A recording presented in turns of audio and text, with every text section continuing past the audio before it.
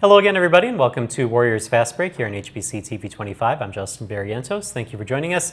We'll lead off by talking women's basketball today with head coach Scott Ballard. And Coach Ballard, thank you for being here today. I know that you're trying to warm up before you head off to the cold this weekend, but let's recap last weekend, Wayne State and Augustana. I know you don't want to talk about it too much, but a close game against Wayne. Had a chance at the end, and unfortunately it didn't go for you. Well, both games were much like the first meeting in that with Wayne, it was mostly a grinded-out half-court game. Both teams do a good job limiting transition opportunities.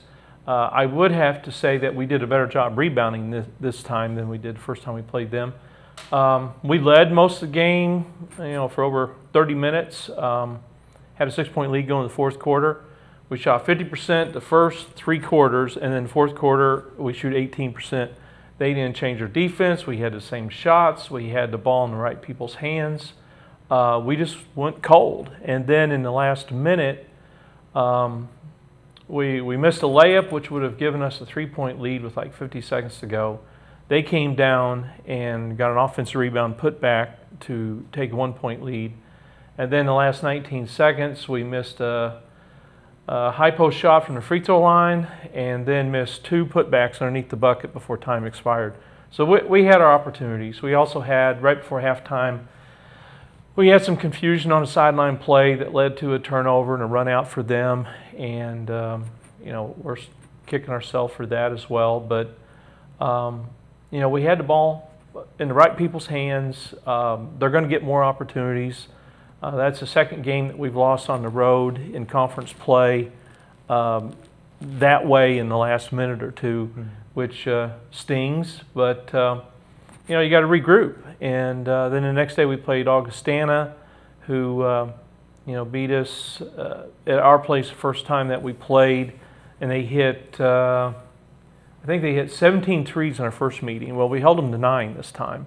And we actually hit 9 of our own, which was a good feeling because we have been struggling knocking down 3-point shots. But we were down 9 at halftime. Got within 6 a couple times in the fourth quarter, but just could not get that stop. They had a couple guards that just hit some unbelievable shots with a hand in the face, step back threes off the bounce, and it's like when those go in, it's kind of deflating. It's kind of hard to overcome that. But I felt good about the way we played the second half, especially our bench. Our 3 freshmen played really well. Felt good about our tempo, and it just kind of revitalized our energy level, and it was good quality minutes for a lot of our younger people, and we found out then, and we found out in practice yesterday that our young people they're ready to play, and which is exciting for me because it means that we're deeper, and it means that they're gaining confidence and gives us something to build on going into this weekend. Well, speaking of younger people, Sydney Lodermeyer will be the guest in just a moment. So I kind of want to we'll ask personally about her when she's out here, but how do you know when a younger player is ready to go out there and play? Is you mentioned practice, but is it something that you see in practice? Is it something that you see towards the end of games, maybe when you're subbing in your younger players? It always starts in practice. Learning how to become a more consistent player in practice and get stops. And we always tell our new people, concentrate first on defense and rebounding, and then be ready for easy score opportunities, and try to finish those. And that's how you build confidence. Sometimes freshmen or people think, throw freshmen into the fire right away. Well, sometimes you're forced into that because of circumstances. But I like the way that we've been able to bring our 3 freshmen along this year at a comfortable pace, and now that they've had almost 50 practices and they've gotten some game minutes, they're starting to grow and develop, and that's fun to see that process take place. All right, I want to follow up on a couple things you talked about when you were talking about your game recaps, and the first one would be Wayne State. I'm not exactly sure what you do post-game. Do you talk to your team a little bit? What was the message after that Wayne State game that was so close and that you had leads and you had opportunities? Well, you know, we talked about this weekend in general that, okay, it's the first time we've went 0-2. The sky is not falling. Yes, we didn't have as much success as we wanted to from a win-loss record, but in terms of getting better, I am starting to see things show up now offensively and depth-wise and with our young people that means that we're getting better. It's going to make us stronger, and we need that soon. Because we've only been scoring about 60 points a game, our margin of error is really small, and it puts a lot of pressure on our defense. When we start shooting the ball better from the perimeter and we start becoming more consistent, instead of having 60 to 59 point games, we're going to score 70 points, and it gives us a little cushion to work with. We have not had a cushion to work with, and had 8 very close games, which it's good to get that experience, but it's frustrating to only win half of them. Yeah. So we're close, and I'm encouraged by some things that I'm seeing. Rebounding was better this weekend, and that had kind of been a weakness for us through the first month of the conference schedule. So I feel like I'm starting to see some things show up now that we've been waiting on for quite some time. All right, last minute of this segment, Bemidji and Crookston come up this weekend. Obviously, Bemidji has had kind of a down year. Crookston is a little bit better. How do you match up against those two teams? Well, Crookston is a high-scoring team. We were fortunate last year to win out there 74-73. We didn't have Gabby. We didn't have Allie. They were both out with injuries. They were 15 of 34 from three-point land. They lead the league in free throw shooting. They have a post player inside who's been Player of the Week in the North Division 4 times already this year. Very dynamic, athletic post. They're a stronger offensive team than they are a defensive team. Bemidji is kind of like us. I mean, they haven't won in conference yet, but boy, they've had some close games. They struggle scoring more than 60 points a game, but they play good defense. And you know, life on the road is difficult, no matter who you play, where you play. And as long as we have low-scoring games, they're going to be close, and anything could happen. So we're not taking anything for granted or anybody lightly. We just have to try to keep getting better from one weekend to the next. All right, we're going to take a break here on Warriors Fast Break. When we come back, we'll get the player perspective. Sydney Lodermeyer joins us right after this. Don't miss out on highlights and score updates from your favorite local college and high school athletics by following HBC TV 25 Sports. Follow us on Facebook, Twitter, and Instagram to get up-to-date information on all the games covered by the HBC sports team. Grab your smartphone and add us on Facebook, Twitter, and Instagram at HBC TV 25 Sports. What's a Southern girl? It's waking up before the sun rises. It's loving the simple things in life like the dirt roads that lead you home. It's working hard to get what you want. It's hanging your own stands, breaking your own ground, and strategizing every little move for that one moment when everything you've worked for is standing right in front of you. Even if I fail a million times, I keep pushing myself till I'm exhausted, filthy, and about to give up.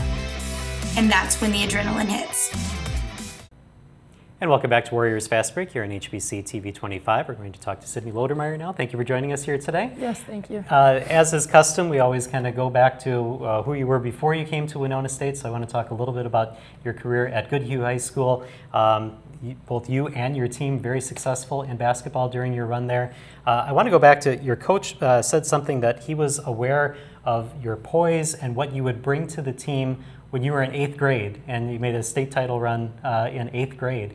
Talk about early on having that kind of success in basketball. That was a while ago, but yeah, that was kind of, I started playing with the freshmen, the 9th grade team, when I was in 7th grade, and those were girls that I had been playing, traveling, like little league stuff with. So it was a group of girls that I was already very comfortable with. So as they kind of made their transition onto varsity, I did the same thing, just at a younger age. So a big part of it was that I was comfortable playing with them because I had been with them even though I was younger. But it was also kind of my high school coach just kind of threw me in the mix and it worked, and it was just something that I took as a learning experience as it went. All right, and then you ended up winning 2 state titles back to back. Talk about that kind of run. What was that like to win twice? Oh, they were very different from one another, honestly. The first was just exciting because that was the first in school history for a girls team to win a state championship. And that was kind of a come from behind. Like, we started that season unranked. I think we ended up beating like the #2 team in state in a showcase tournament a couple weeks into the season. And then from there out, we were the 1 or 2 seed the rest of the season. So that was very exciting in the fact that it was a new experience. And then the second one was much more difficult. Like, you could kind of feel the pressure the rest of the season because you knew people were watching you. There was kind of a target on your back. And it was fun, but that one deemed a lot more challenging than the first. Okay, and then how did you decide to come to Winona State? For me, it had a lot to do with my family. I'm the oldest of 5 kids, and I'm obviously a freshman in college, and then the youngest is in 2nd grade. So I'm very close with them, and I wanted to be able to go back and see my siblings. So the fact that I'm an hour and 15 minutes away from home was a big point to me. And then also when I did my visit here, I was just very comfortable compared to other visits that I had been on. Talking with the coaches and talking with the players, I just, like Coach describes it, always the feeling, and that I definitely had that when I was here. All right, so we hear that kind of over and over again, just the comfort level when people come on visits. So you obviously knew what Sydney did in high school. We asked earlier in the segment, how do you know? How did you know it was time to put Sydney out on the floor? Well, you know, Sydney is very mature for a freshman in college, and she was in high school also. And she brings a lot of intangibles that are basically related to leadership, and I think a lot of it has to deal with the way that she was raised and being the oldest of 5 siblings and so on. But we also seen in Sid tremendous competitiveness and work ethic, and you know the ceiling is very high for her. And the fact that she can play multiple positions, she's focused more on the 4 at the beginning of this year, and then probably splitting time at the 3 spot now.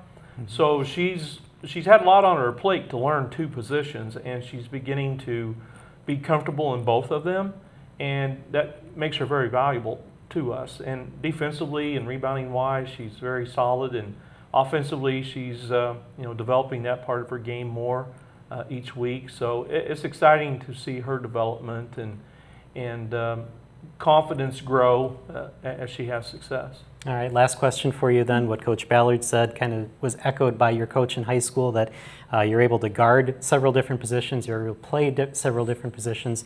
How are you able to kind of switch and be able to adapt to different situations? Part of it was kind of, I was just forced. Like, I really didn't have another option. Like in high school, I was kind of put where I was needed for that game, and I was never going to tell Coach, no, I'm not. Like, I'm just going to take this one off, not do that. And that has worked to my advantage in college to be able to do that. So I guess it's just throughout my career, I've been put in those positions before, and it's just become something that I'm accustomed to. All right, sounds good. Well, thank you for joining us here today, and good luck the rest of the season. Thank you. All right, and we're going to take a break here on Warriors Fast Break. When we come back, we'll talk men's basketball. It's coming up right after this. Kelmus Implement Company is an agricultural equipment dealership. Back in 2016, when HBC brought fiber optics to Altura, we saw a huge benefit in internet speeds over previous providers. With our vendors requiring real-time communications with our inventory and parts books, the internet speed has given us an advantage over our competition. I would recommend HBC's products because HBC has helped Kelmus Implement grow. Contact HBC about our lightning-fast home and business internet connections today. Sledhead 24/7. If it happens on the snow, find it here first. Snowmobile destinations, sled evaluations, lifestyles, aftermarket and product reviews, highlighting all aspects of racing, and get the inside coverage on the AMSOIL Championship Snowcross. Sledhead 24/7, where we are everything snowmobile.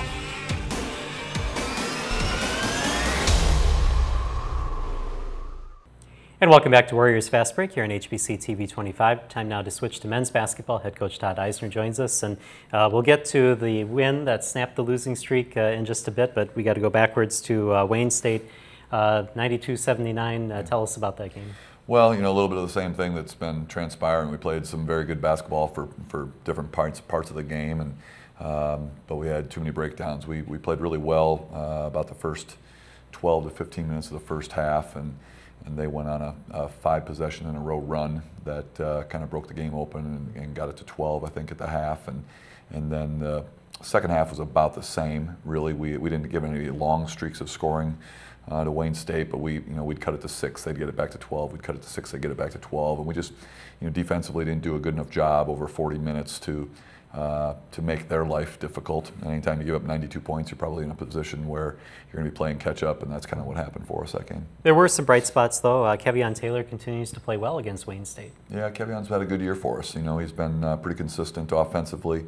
I think there's more inside of him yet. I think there's some untapped potential there. I think he's got a chance to be one of the better players in our league, but certainly he's been pretty consistent for us so far through 10 league games. All right, so we'll get that one out of the way and not talk about that one anymore. We'll talk about Augustana, which I'm sure you want to talk about a little bit more, because Augustana, obviously a very good team coming into this game, but you guys had a lead almost all the way through and ended up with a 20-point win. Yeah, we solved all the world's problems for a day. But guys played really well, and it's one of those situations where you don't really want this as a basketball team and as a basketball coach, but I think the fact that offensively we started out so hot, it gave us more energy on the defensive end of the floor. And what you really want to do with your program is put yourself in a position where you're always guarding at a high level, no matter if you're making shots or not. Mm-hmm. But I think that was certainly the case where we got out to a big lead early. Our guys kind of bounced around, made some shots, made them feel better on the defensive end of the floor, and we had one of our better all-around performances at both the offensive and defensive end that we've had all season. So is it that simple? You just get out to a lead and you're kind of a different team? Well, if they want to try that, we'll go with it for a while. I mean, I don't know. We'll have to see. I think it's one of the things we've got to work on is being a much more consistent team for longer periods of time. We've had some good stretches this year, but it hasn't been enough to put us over the edge, and it's cost us obviously multiple close games in the league and put us behind the 8 ball through 10 games. Were there things that you saw in that Augustana game that maybe you can use this weekend and then further on in the season? Well, I think there was just a more urgency. We talked to our guys a little bit about just being more and more accountable for their own actions, and we talked about just doing your job. And from a defensive standpoint, I'm matched up with him, and he's not going to get what he wants. And I thought we did as good a job as we've had all year on just being more accountable on the defensive end individually and collectively. And then offensively, obviously, we just made shots. I mean, when you go 16 of 32 from the 3, that's going to give you a cushion, hopefully. And, it's been good to see Tommy. He's been shooting the ball really well. He's gotten over the HBC curse after showing up for the show. But he shot the ball really well. I think the last 3 or 4 games, he was 5 of 7 or 5 of 8 from the 3. Chuck Coons made 3 threes. Kevion made 2. So on our front line, we had 10 threes for the game, and that's a good number for us. All right, let's kind of hide the HBC curse part of that. We want people to come on the show here. Right. But Tommy did 21 points, and he was one of 5 Warriors that were in double figures against Augustana. Yeah, and that's another key too. If we can get great scoring balance, I think that's really important. So it was a good all-around performance for us. Like I said, I really like the fact that our guys held strong at the start of the second half. We turned it over the first 3 possessions of the second half after being up 20. They got a little run. I think we called 1 timeout, and just tried to calm our guys down and get back to what they were doing. And every time Augustana made a run, we did a really nice job of holding that off and extending the lead back to something that was a lot more comfortable. And so, again, that would be something else that I would want to build on. Let's give ourselves a chance to have these type of leads, and then be strong with the ball, execute on the offensive end, continue to get good shots, and then continue to get stops on the other end of the floor. Let's ask about the health of this team. Obviously, that was an issue a couple of weeks ago. You were missing a bunch of players. What's it like right now? Yeah, Alec Rosner sprained his ankle the first minute of the game against Augustana. I think he'll be very doubtful for this weekend. was still really big as of yesterday. Mason's come in and actually, whether it was last weekend and then on Saturday, has given us 3 or 4 really good games in a row, and you know, so that's good to see, because that's something that we need and that we count on. But Alec's been a really good, you know, addition to our program, and has been really solid defensively, and somebody that we'll certainly miss. So I'll be surprised if he plays this weekend. Hopefully we can do something in the next 72 hours to see if he's available. Chuck Coons is really struggling with both ankles actually now, even the one that he hasn't re-injured. He sees Dr. Millis tomorrow, and so hopefully we can get him calmed down in the next 72 hours so that he's available. But I think he's going to be somebody that, you know, he may not practice really the rest of the year, and see if we can get him available for Friday and Saturday and go from there. Other than that, I think, you know, for the most part we're okay, just the typical bangs and bruises that everybody else has. All right, we kind of talked about this off camera, but classes are now starting up once again. You're going to be on the road for the second weekend.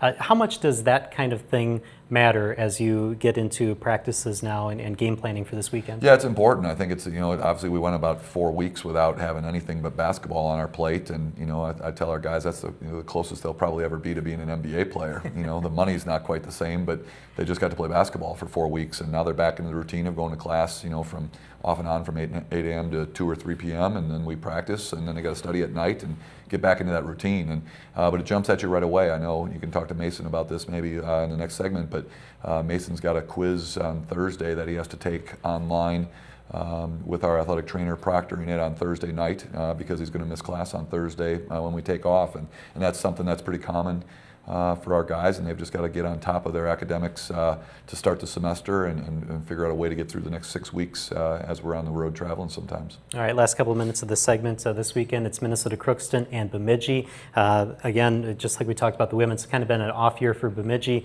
Crookston comes in at 10-8. How do you match up against these two teams? You know, Crookston's somebody that relies on Harrison Cleary. He's leading the league in scoring, 26 points a game, shooting, you know, 51% from the 3 and 95 or 96% from the line, and goes, I think it's 42 of 44 in 10 games from the free throw line. So probably the toughest matchup that we have in the league, just in terms of an individual that can score in volume. He's really efficient. He's a good passer. And then they put some guys around him that all benefit because of his talents. Bemidji's you know, struggled a little bit, but we really struggled with them up there at their place last year. They've got a lot of the same guys back. They have a very good front line in Bader and Thompson, and even Baumgartner coming off the bench, and a new point guard in John Morgan that we'll have to do a good job of containing. So certainly be a challenge for us on both nights. And then we kind of heard that it's going to be cold when you guys go up there. So do you try to put your guys in a bubble to make sure that they don't get sick ahead of this weekend? Well, actually, it's going to be a heat wave compared to last year. Last year, and this is legitimate, it was a minus 32 for a high the day we played at Bemidji, and this year the high is supposed to be minus 5. So, you know, I'm a real positive person, as Mason can tell you, and so I'm going to spin it as it's 25 degrees, you know, warmer this year than we played last year, and maybe that'll do something for our game. Sounds good. All right, we're going to take a break here on Warriors Fast Break. When we come back, Mason Domask will be the guest right after this. Stay up to date with Winona Area Public Schools by watching Making the Grade here on HBC TV 25, presented by Cost Cutters.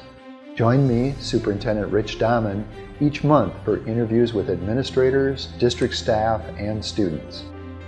Tune in to Making the Grade Monday through Friday here on HBC TV 25, brought to you by Cost Cutters of Winona, located in the professional building in the Winona Mall Annex.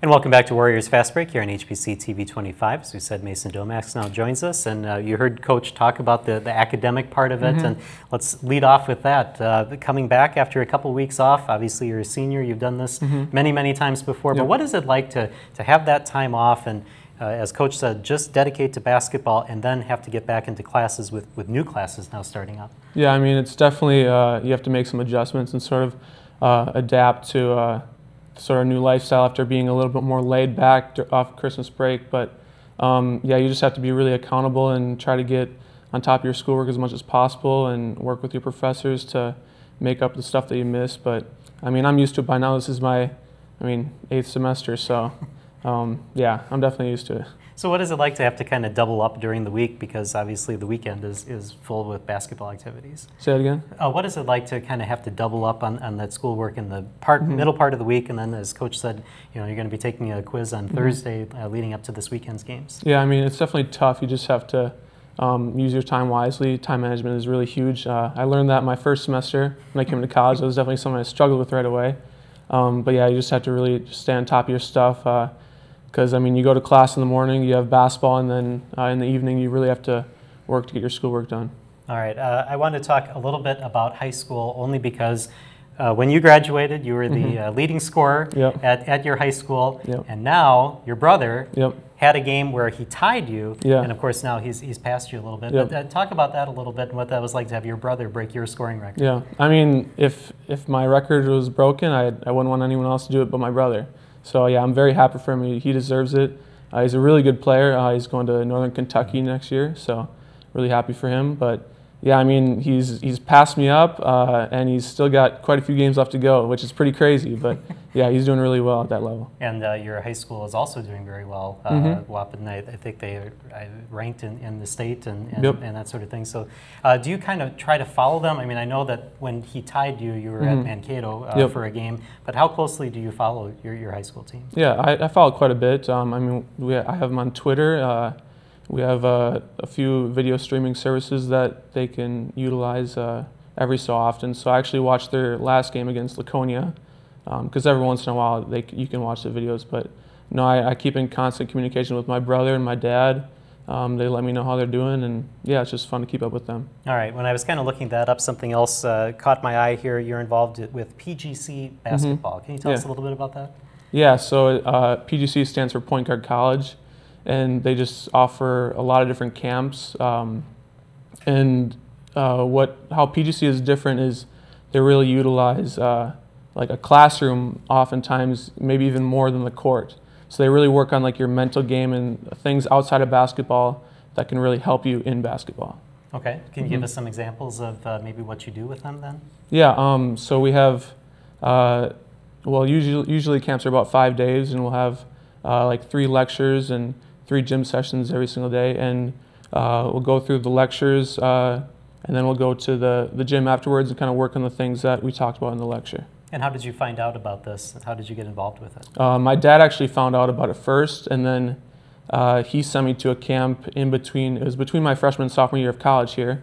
I went to a session, and I loved it, and since then I was offered a position there, and so I took that, and so I've been working for them for 2 summers now. I've done about 8 camps total, I think, now. So yeah, it's been really fun. And then you were involved with the camp too that Winona State puts on with the youth around the area. Talk about that and what you were involved with that. Yeah, that's just something that Coach expects us to be there for, and we love being there to help out with the community and all the little kids that grow up wanting to play basketball. And it's really cool for them to be able to see us kind of in there helping them, and they get to work on a lot of things that we work on in practice too. All right, last question that we have here. Coach talked about the fact that you put together some really good games over the last few stretches. What is it like to kind of work yourself out of struggling a little bit during the season and see that success now on the court? Yeah, I mean, you go through a lot of ups and downs, and it's just sort of how you carry yourself through those ups and downs that really make you who you are, and it really I mean, you kind of, sorry, I'm blanking. No, that's okay. I mean, how do you work yourself out of struggles? I mean, is it as easy as just shooting yourself out of maybe not making 3-pointers or that sort of thing? Yeah, I mean, most of the time it's kind of just the mental barrier that you have to get over. But I mean, being in the gym helps. Getting a lot of shots up definitely gives you your rhythm back. But most of the time for me, it's just mental, I would say. Okay. Well, thank you for joining us here, and good luck this weekend. Yeah, thank you. All right. Thank you for joining us here on Warriors Fast Break. We'll see you next time here on HBC TV 25.